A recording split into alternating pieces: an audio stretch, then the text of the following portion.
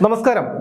പ്രബലരായ എതിരാളികളോട് ഏറ്റുമുട്ടുമ്പോൾ ശിഖണ്ഡികളെ മുൻനിർത്തി യുദ്ധം ചെയ്ത് വിജയിച്ചവരുടെ കഥ നമ്മൾ പുരാണങ്ങളിൽ കേട്ടിട്ടുണ്ട്. ചിലപ്പോൾ തോറ്റ ചരിത്രവും കാണും. ഇന്ത്യയിൽ അതിനുള്ള സാധ്യതയുണ്ടോ? തീർച്ചയായും ഉണ്ട്. നമുക്ക് നോക്കാം. തെരഞ്ഞെടുപ്പ് പ്രഖ്യാപിച്ചതിനു ശേഷം തൻ്റെ അധികാര കസേരയ്ക്ക് ഇളക്കം തട്ടിയോ എന്നൊരു സംശയം നരേന്ദ്രമോദിയിൽ വളർന്നു വരുന്നതായി പലർക്കും തോന്നി തുടങ്ങിയിട്ടുണ്ട്. ആ കസേര ഉറപ്പിക്കാൻ മോദി നോക്കുന്നത് ഇടതുപക്ഷത്തേക്കാണ്.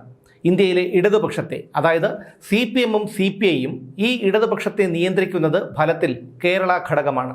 എന്നുവെച്ചാൽ കേരളത്തിൽ മാത്രമേ ഇപ്പോൾ ഈ ഇടതുപക്ഷമുള്ളൂ എന്നർത്ഥം.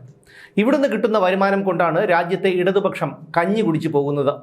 അവരുടെ ലക്ഷ്യം ഇന്ത്യ മുന്നണിയെ എത്രമാത്രം ദുർബലപ്പെടുത്താം എന്നുള്ളതാണെന്ന് ശ്രദ്ധിച്ചാൽ നമുക്ക് മനസ്സിലാകും. ആദ്യപടിയായി രൂപീകരണ വേളയിൽ തന്നെ പിണറായിയുടെ നേതൃത്വത്തിൽ ഉണ്ടാക്കാവുന്ന ആശയക്കുഴപ്പമെല്ലാം ഉണ്ടാക്കി. പിണറായി ആണെങ്കിൽ അവസാനഘട്ട പ്രചാരണം തന്നെ ബഹിഷ്കരിച്ചു. പ്രചാരണം അതിൻ്റെ മൂർധന്യാവസ്ഥയിൽ എത്തുമ്പോഴേക്കും പിണറായി കുടുംബത്തെയും പിറക്കിക്കെട്ടി ഇന്തോനേഷ്യയിലേക്ക് വിമാനം കയറി. CPI ആടുന്നത് മറ്റൊരു വേഷമാണ്. ഇന്ത്യ മുന്നണിയുടെ മുൻനിര നേതാവ് രാഹുൽ ഗാന്ധിയെ കൊട്ടാനുള്ള ഒരവസരവും അവർ പാഴാക്കില്ല. 2019 4 ലക്ഷത്തിലധികം ഭൂരിപക്ഷം നേടിയ വയനാട്ടിൽ രാഹുൽ മത്സരിക്കാൻ പാടില്ല എന്ന തീട്ടൂരം ഇറക്കിക്കൊണ്ടായിരുന്നു വയനാട്ടിലേക്കുള്ള ആനിയമ്മയുടെ എഴുന്നള്ളത്ത്. രാഹുൽ ഉത്തരേന്ത്യയിൽ മത്സരിക്കട്ടെ, അല്ലെങ്കിൽ UP-യിൽ മത്സരിക്കട്ടെ എന്നുള്ളതാണ് CPI-യുടെ വാദം. രാഹുൽ ഗാന്ധി എവിടെയാണ് മത്സരിക്കേണ്ടത് എന്ന് തീരുമാനിക്കേണ്ടത് അദ്ദേഹവും അദ്ദേഹത്തിൻ്റെ പാർട്ടിയുമാണ്. ഉത്തരേന്ത്യയിൽ കടുത്ത മത്സരമാണ് നടക്കുന്നത്. രാഹുൽ അവിടെ പരാജയപ്പെടുകയും ഇന്ത്യ മുന്നണി ജയിക്കുകയും ചെയ്താൽ VP സിംഗിനെയും IK ഗുജറാളിനെയും മുൻനിർത്തി കളിച്ച വൃത്തികെട്ട പഴയ രാഷ്ട്രീയ കളികൾ ഒരിക്കൽ കൂടി ആവർത്തിക്കാം.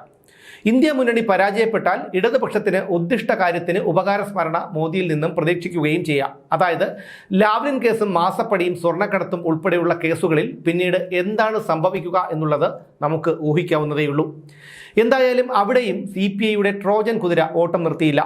വാരണാസി കഴിഞ്ഞാൽ സംഘപരിവാർ ഏറ്റവും വിലമതിക്കുന്ന മണ്ഡലം, സംഘപരിവാറിൻ്റെ ആത്മാവ് തന്നെ കുടിയിരിക്കുന്ന മണ്ഡലം, BJP-യുടെ സിറ്റിംഗ് സീറ്റ് ഫൈസാബാദ്. 2018 മുതൽ അയോധ്യ. രാമക്ഷേത്രം ഉയർന്നു വന്ന മണ്ണ്, അനന്തമായ വികസന സാധ്യതകൾ തുറന്നുകൊടുത്ത മണ്ണ്. ഒരിക്കലും ഈ മണ്ണ് തങ്ങളെ കൈവിടില്ലെന്ന് BJP ഉറച്ചു വിശ്വസിക്കുന്നു. പക്ഷേ അവർ മറന്നുപോകുന്ന കാര്യം യാഥാർത്ഥ്യത്തിന്റെ വെളിച്ചമടിക്കുമ്പോൾ സ്വപ്നങ്ങൾ നിഴലുകളായി മാറും എന്നുള്ളതാണ്. വികസന കുതിപ്പിന്റെ മറുവശം പിന്തള്ളപ്പെടുന്നതിൻ്റെയും ഒഴിവാക്കപ്പെടുന്നതിൻ്റെയുമാണ്. സ്വപ്നങ്ങളല്ല, തീക്ഷ്ണമായ അനുഭവങ്ങളായിരിക്കും ഇതിന് സാക്ഷ്യം പറയുന്നത്. അവിടെ പ്രധാന മത്സരം BJP സ്ഥാനാർത്ഥിയായ സിറ്റിംഗ് MP ലല്ലു സിംഗും ഇന്ത്യ മുന്നണി സ്ഥാനാർത്ഥി സമാജ്വാദി പാർട്ടിയുടെ അവതേശ് പ്രസാദും തമ്മിലാണ്. 2019 കേവലം 6% വോട്ട് വ്യത്യാസം മാത്രമായിരുന്നു BJPക്ക് ഉണ്ടായിരുന്നത്. ഇത്തവണ BJPയുടെ പ്രതീക്ഷ ചില കുളം കലക്കികളിലാണ്.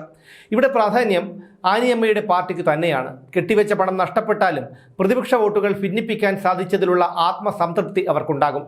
ജനവികാരം എതിരായാൽ ആനിയമ്മയുടെ പാർട്ടിക്ക് പിടിച്ചു നിൽക്കാൻ സാധിക്കില്ല എന്നുറപ്പുണ്ട്.